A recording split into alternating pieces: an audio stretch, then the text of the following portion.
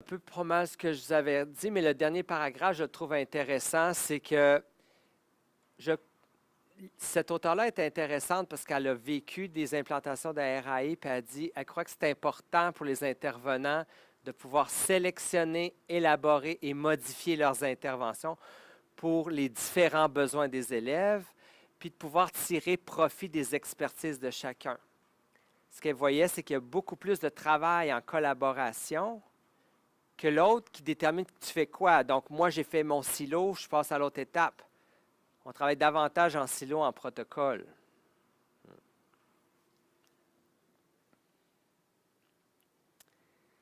Et cet auteur-là, c'est intéressant ce qu'elle dit, c'est qu'il faut se rappeler c'est quoi le fameux evidence-based practice. On entend souvent ça, hein? La pratique fondée sur les faits scientifiques, la pratique, les meilleures pratiques, les pratiques factuelles. Qu'est-ce qu'on dit aussi? Les pratiques inspirées de la recherche, les bonnes pratiques. En tout cas, il y a plein de mots. Et souvent, quand on me demande, Pascal, peux-tu nous nommer c'est quoi les bonnes pratiques? Je dis, bien, toute pratique est bonne. Ça dépend des principes et de comment tu l'as fait, ton activité. N'importe quoi peut être bon. Oui, mais donne-moi les pratiques gagnantes, là. Il n'y en a pas de pratique gagnante. Toute pratique peut être gagnante. Ça dépend de comment tu as fait, puis pour qui, puis c'est quoi les besoins de tes élèves. Il n'y en a pas une réponse toute faite pour tout le monde en éducation. Savez-vous pourquoi on parle de pratique gagnante? Savez-vous pourquoi? C'est à cause que le fameux evidence-based practice, ça vient un peu de la médecine. Puis le modèle médical, c'est assez simple. Hein? Tu as une maladie, on la diagnostique, on met un médicament, puis c'est supposé le guérir, puis c'est fini là. Mais en éducation, ça ne marche pas comme ça. C'est plus complexe que ça. Ça peut bête à dire, mais l'éducation, c'est plus complexe que la médecine. Mais c'est vrai. J'ai étudié en sciences de la santé et par la force des choses, il a fallu que je me mêle beaucoup au monde de l'éducation et j'ai vu la complexité du monde de l'éducation comparé au domaine de la santé. Pour ceux qui ont eu de la formation dans le domaine de la santé, vous le savez, hein, c'est dans les sciences, tu sais. Mais ça ne marche pas comme ça en éducation. Et ce qui est intéressant de voir, c'est que l'evidence-based practice, même en médecine, ne dit pas ça. Regardez bien. Ça ne dit pas, prends les évidences scientifiques, les meilleures pratiques, puis fais-le sur les élèves. C'est pas ça. Fait que les gens qui disent, là, tu fais-tu les meilleures pratiques, c'est-tu fondé sur les faits scientifiques? Là, tu vas dire, attention, hein, la pratique, l'evidence-based practice, c'est fondé sur 3 faits. Hein? Donc, la pratique fondée, les evidence, là, il y a 3 types d'evidence. Le premier, c'est les evidence de la recherche. On le sait. Ça, c'est pareil pour tout le monde. Il existe là, puis il faut y accéder. C'est ça le problème, là. Les deuxièmes faits, c'est les besoins de mes élèves. Ça, c'est un deuxième fait qu'il faut que je tienne compte dans ma décision. Parce que s'il y a une étude qui a été faite avec des Américains blancs riches, puis que moi, j'ai des francophones, des bilingues, puis c'est pas en milieu favorisé, elle ne marchera pas, l'étude. Parce que c'est pas pareil. L'échantillon n'est pas pareil. Ça marche comme ça en recherche. Hein? Il y a un troisième fait qu'il ne faut pas oublier. Nous autres, on est un fait dans la solution, dans l'équation, nous autres aussi. C'est quoi mes ressources? C'est quoi le temps? C'est quoi que j'ai comme expertise? Ça va influencer ma décision de ce que je fais. Puis la meilleure décision, c'est ce processus de résolution de problème-là. Regardez, le evidence-based, ça dit, je prends les données du client, non, pour nous autres, ça c'est en santé, là. Donc en éducation, on prend les besoins de nos élèves et je regarde ce que je fais en ce moment, puis quelles sont mes ressources. OK? Et là, je regarde la recherche avec ces lunettes-là. Voici mes ressources, voici mes compétences, voici ce que j'ai comme aide, puis aussi voici la recherche. Puis là, je m'informe. Puis s'il y a de quoi qui dit, ah, tiens, ça match avec ce que j'ai comme ressources puis comme besoin, je vais l'essayer sur mes élèves, puis je vais prendre des données, voir si ça marche. C'est ça l'evidence-based practice. Fait que si quelqu'un dit, c'est evidence-based que tu fais, tu vas dire, oui, je suis au courant de la recherche, j'ai mes besoins de mes élèves, voici mes ressources, voici mes compétences, fait que j'ai choisi la meilleure chose qui tient compte des trois. Les trois.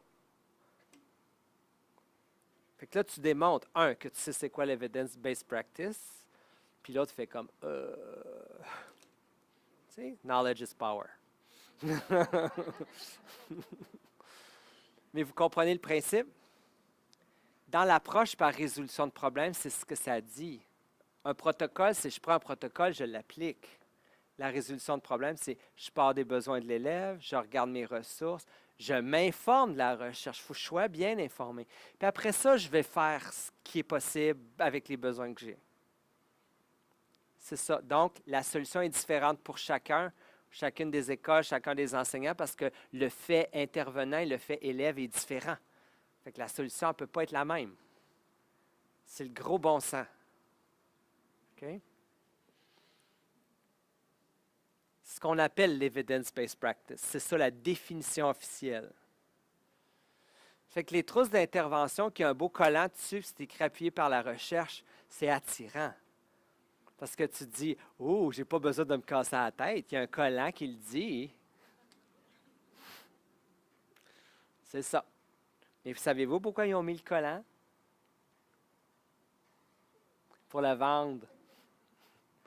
Des fois, c'est conforme au curriculum de l'Ontario. Oh là là, on va le prendre, on va l'acheter. Parce qu'en fait, je vais prendre ça, on peut prendre une trousse, OK? Une trousse d'intervention, puis mettons en lecture-écriture. C'est qui l'a fait, la trousse? C'est un certain auteur, hein? Puis c'est qui a fait la recherche sur la trousse, vous pensez? C'est l'auteur, souvent. C'est clair qu'ils ne montrent pas la recherche où que ça ne marche pas. Puis ils se sont organisés pour que la recherche donne des résultats. Ils ont pris l'école où ça va marcher le mieux, puis ils vont mettre le beau petit collant. Mais ça ne dit pas, en arrière, il faut que ta classe, puis tes ressources, puis ton monde soient identiques à ma recherche si tu veux que ça donne les mêmes résultats. Ça, ils ne le disent pas, par exemple. Hein? Prendre un autre exemple. Lire des histoires aux enfants, pensez-vous qu'il y a juste une étude là-dessus qui prouve que c'est efficace? Hein? Pensez-vous qu'il y en a juste une? Non? Combien il y en a, vous pensez? C'est en termes de milliers. C'est peut-être 5000, mettons. Puis il y a quelqu'un, à un moment donné, qui a dit, je vais prendre les 5000, je vais faire un tri. Voici les critères d'une bonne étude.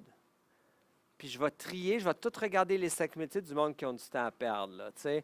Puis là, il passe à travers les 5000 études, puis il dit, non, ça c'est moins bon, ça c'est moins bon. Ah, ça là est bonne. Puis là, il en garde 400 à la fin. C'est les 400 meilleures études faites sur le sujet. Puis ils sont capables de mesurer l'impact de la lecture d'histoire sur le développement de la littératie chez les enfants. Puis là, je ne sais pas, ça prédit, je ne sais pas, 20 du succès. J'invente là. Puis après ça, ils font des lignes directrices. Les lignes directrices, c'est vraiment les guidelines. Genre, dans nos guides de pratique, on parle d'utiliser la littérature jeunesse, de lire des histoires aux enfants. Bon, vous voyez, ça vient de là. Ça ne vient pas de n'importe où. Qu'est-ce qui a le plus de poids scientifique? Ça ou ça? C'est ça. Ça a passé dans le tamis de la recherche. Donc, c'est le fun des fois d'aller à une formation, puis on vous présente une belle trousse, là, tu sais. Puis là, tu vas, la planète des alphas, c'est le fun. Il y a des DVD qu'on peut mettre dans la classe. Il y a même des petits personnages, il y a des petits films. Tout est prêt. Hey, même par semaine, ça me dit quoi faire. Puis ça, c'est le fun. Puis là, tu as une enseignante qui arrive. Hey, il faut qu'on achète ça. Là, tout le monde est crinqué. Puis là, on dit à la direction d'école, on veut ça. Hein? Puis combien ça coûte? Ah, la trousse coûte 500$ par classe. Bien, ça, c'est si tu n'achètes pas les personnages. On va acheter les personnages. Ouais, ça va coûter 300$ de plus. OK, là, on vient de dépenser, je ne sais pas, 3000, 5000$. Attends, là, il faut faire la formation. Puis si tu n'as pas la formation, tu n'as pas le droit d'utiliser la trousse. Fait que là, on va aller envoyer notre monde à Toronto. Tu sais, ça va coûter les... Là, on vient de dépenser 10 000$. OK, bon, j'espère que ça va marcher, hein? Puis là, tu as l'autre enseignante qui dit, ouais, mais si on achetait 10 000$ de livres, mettons, ou si on achète juste 5 000$ de livres, puis on prend 5 000$ de temps de libération pour se former. Puis là, tu as toute la gang qui regarde en disant, hey, toi, là, Tu vas-tu nous gâcher notre fun, toi, là? Mais si on y pense comme il faut, c'est pas mal plus evidence-based de faire ça que de faire ça. Mais ça, on est dans une culture où on veut du rapide, mais ça ne marche pas en éducation, le rapide. Vous le savez, tout prend du temps. Parce que c'est des humains, ce n'est pas des machines. Donc, c'est juste une réflexion sur le fameux evidence-based practice. C'est pour ça que je continue à faire la promotion de la résolution de problèmes, parce que je trouve qu'au niveau du développement professionnel, puis de l'evidence-based practice, c'est pas mal plus efficace à la longue, mais ça ne donne pas des résultats court terme. Oui, allez-y.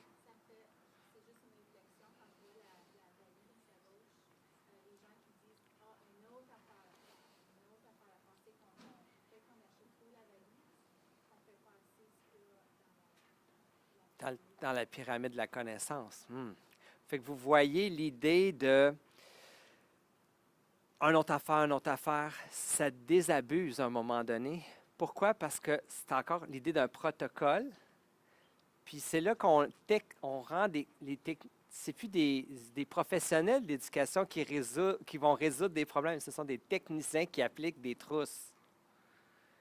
Régulièrement, on me demande, Pascal, on veut créer une trousse pour la lecture. Je fais comme, non, non, non, comptez pas sur moi pour vous créer des trousses, j'en ferai pas de trousse. Parce que j'essaye de faire la promotion que le développement professionnel, puis la RAI, pour moi, est une occasion en or de créer du développement professionnel. Puis l'apprentissage du travail par la collaboration.